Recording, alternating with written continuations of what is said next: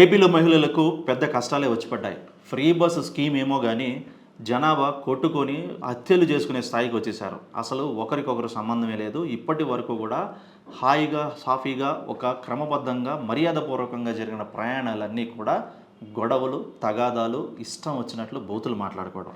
అసలు మగ, ఆడ, చిన్న, పెద్ద అనే తేడానే లేదు. ఫ్రీ బస్ ఎక్కారంటే చాలు. సీట్ ఇవ్వకపోతే మాత్రం తల పగలాల్సిందే, వీపు మోగాల్సిందే. ఎస్, ఎన్టీఆర్ జిల్లాలో ఓ ఆర్టీసీ బస్సులో సీటు కోసం మహిళలు గొడవపడ్డ వీడియో ఇప్పుడు వైరల్ అవుతుంది. ఈరోజు కొత్త ఏం కాదు ఈ వీడియో.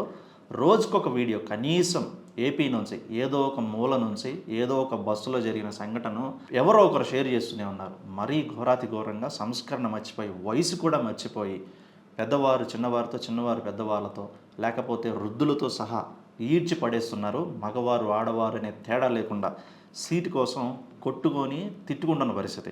ఇద్దరు మహిళలు ఘర్షణ పడ్డ సంఘటన ఇప్పుడు వైరల్గా మారింది.